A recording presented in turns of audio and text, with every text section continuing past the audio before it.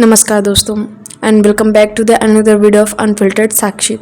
और आज इस वीडियो में हम बात करने वाले हैं एक ऐसे शख्स के बारे में जो कि जब बात आती है मेहनत की, जज्बे की, जुनून की या फिर जीतने की, तो वो नाम हमें अपने आप ही याद आता है, जो कि है साइखोम मीराबाई चानू का। भारत की एक ऐसी बेटी जिसने एक छोटे से शहर से निकलकर पूरे विश्व में भारत का नाम रोशन कर दिया। जी हाँ, हम बात कर रहे हैं वेट लिफ्टर मीराबाई चानू के बारे में। एक ऐसी हस्ती, युवाओं के लिए एक ऐसी प्रेरणा जिसने कभी हार मानना सीखा ही नहीं। जब हम बात करते हैं इनके जन्म और इनकी फैमिली बैकग्राउंड के बारे में, तो हमें देखने को मिलता है कि इनका जन्म 8 अगस्त 1994 में मणिपुर के एक छोटे से गांव नंगपो काकचिंग में हुआ था।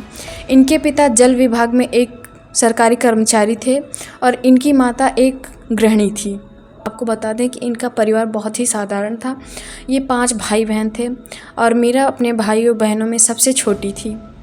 अगर बात करें खेलों की और मीरा के रुझान की, तो बचपन से ही घर के सारे काम करना, जैसे लकड़ियाँ उठाना, पानी ढोना, घर के अन्य रोज़मर्रा वाले काम भी करना, और यहीं से धीरे धीरे उनकी ताकत डेवलप होने लगी।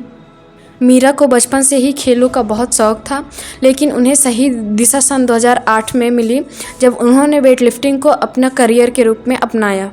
आपको बता दें कि छोटा शहर होने की वजह से आसपास में खेल से संबंधित सुविधाएं उपलब्ध नहीं थी और उन्हें अपनी ट्रेनिंग पूरा करने के लिए गांव से बाहर 25 किलोमीटर दूर साइकिल से आना जाना पड़ता था। डेली साइकिल से आना और डेली साइकिल से जाना, यह उनकी प्रतिदिन क्रिया थी। उनके पास जूते, अच्छे कपड़े और पोषण के लिए सही खाना नहीं था, लेकिन अंदर ही अंदर जुनून इतना था कि उन्होंने इन सब चीज़ों पर ध्यान नहीं दिया।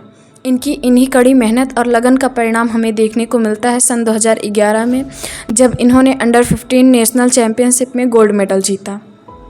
इसके बाद इन्होंने जूनियर, नेशनल और इंटरनेशनल खेलों में लगातार अच्छा प्रदर्शन रखा। इनकी मेहनत ने इन्हें जल्द ही भारतीय राष्ट्रीय वेट लिफ्टिंग टीम तक पहुंचा दिया। कहते हैं ना, हर एक इंसान की लाइफ में उतार और चढ़ाव आते रहते हैं।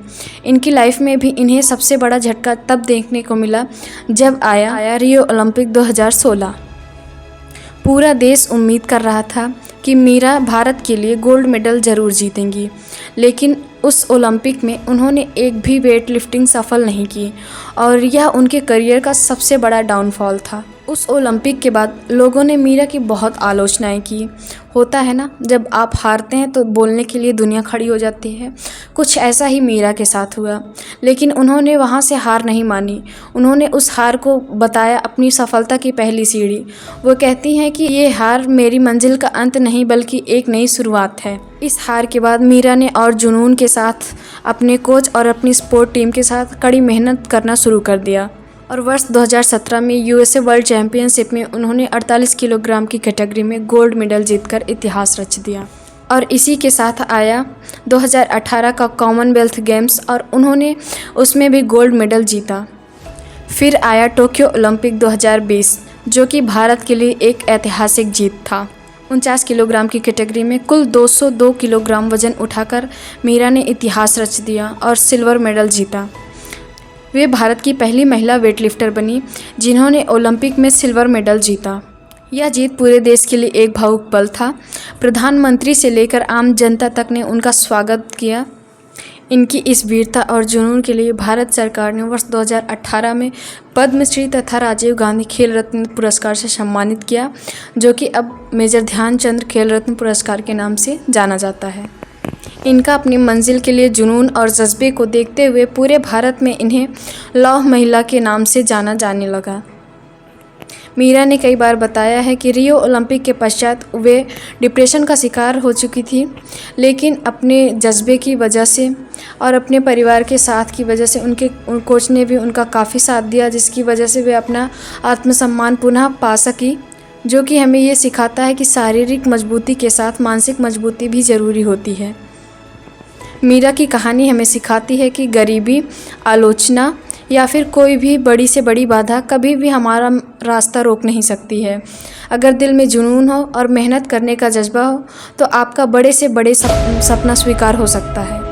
मीराबाई चानू आज लाखों युवाओं के लिए प्रेरणा बन चुकी हैं, खासकर महिलाओं के लिए। साथ ही वे सिर्फ एक खिलाड़ी नहीं, भारत का गौरव बन चुकी हैं। और आज उनकी कहानी से हमें ये सीख मिलता है कि हार हमारी तभी होती है जब हम हार मान जाते हैं और कोशिश करना छोड़ देते हैं। इसीलिए हमें कोशिश करते रहना चाहिए। और इसी के साथ धन्यवाद, मिलते हैं अगले वीडियो में।